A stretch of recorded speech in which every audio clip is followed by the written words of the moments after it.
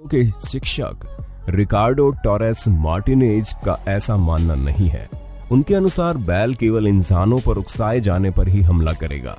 जैसे आपको विश्वास नहीं हो रहा होगा, वैसे ही उन स्टूडेंट्स को भी इन पर विश्वास नहीं हुआ।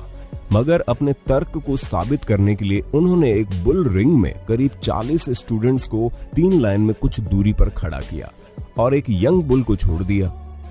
आप बुल को तेजी से भागते और स्टूडेंट्स को सांस रोके खड़े देख सकते हैं। सब ये देखकर दंग रह गए कि हकीकत में उसने किसी को भी चोट नहीं पहुंचाई और जहां से रास्ता मिला वहां से भागता हुआ निकलता चला गया। ये वीडियो इंटरनेट पर डालते ही वायरल हो गई। आपका इस पर क्या मानना है, कमेंट करके जरूर बताइए।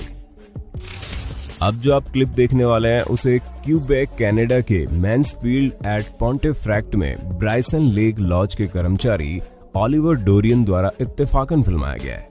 इस क्लिप में आप एक आदमी को सामने वाले हंटिंग लॉज में जाते देख रहे होंगे, लेकिन जैसे ही वो अंदर जाता है, लॉज के पास खड़े पाइन ट्री पर बिजली गिरती है, जिससे उसकी छाल और टहनियां टूटकर गिर जाती हैं। लेकिन तभी ऊपर से पेड़ का बड़ा भारी भरकम हिस्सा लॉज की हट को तोड़ता हुआ नीचे गिरता है। इसके बाद उस आदमी को बाहर झांकते देखा जा सकता है, जो इस अनहोनी से कुछ सेकंड्स पहले ही बाल बाल बच गया। वो इस दृश्य को देखकर सन्न रह जाता है। इसमें किसी इंसान को कोई नुकसान तो नहीं पहुंचा, लेकिन अगर वो आदमी अंदर जाने में थोड़ी देर कर देता तो कहानी अलग हो जाती।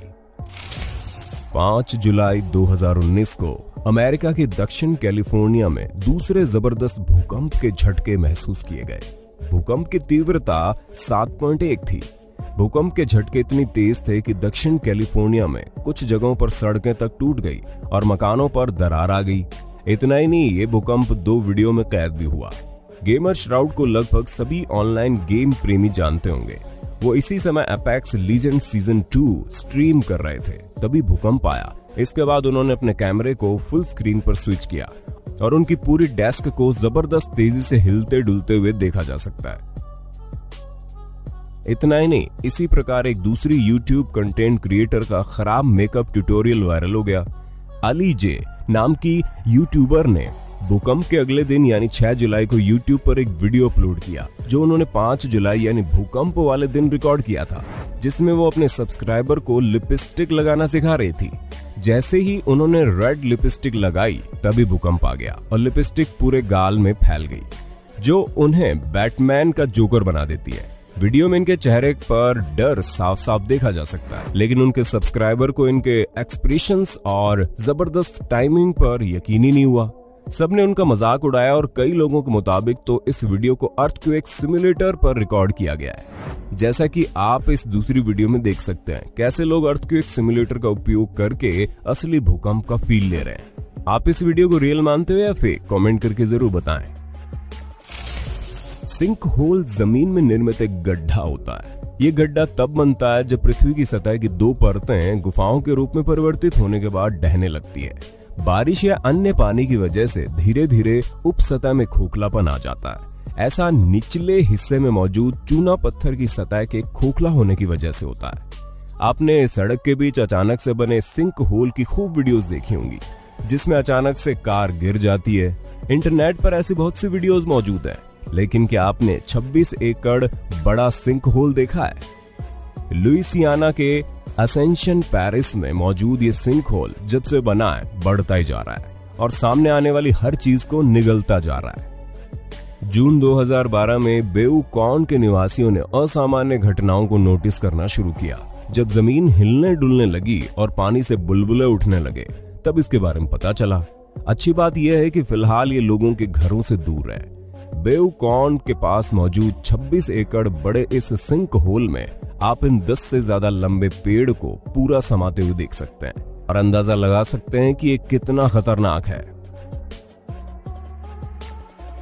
वीडियो में आगे बढ़ने से पहले मैं आपको MPL यानी कि मोबाइल प्रीमियर लीग के बारे में बताना चाहूंगा, जो भारत की सबसे बड़ी गेमिंग ऐप है, जिसमें रोजाना लाखों लोग अपने मनपसंद गेम खेल रहे हैं और साथ में दूसरे प्लेयर्स के साथ compete करके पैसे जीत रहे हैं।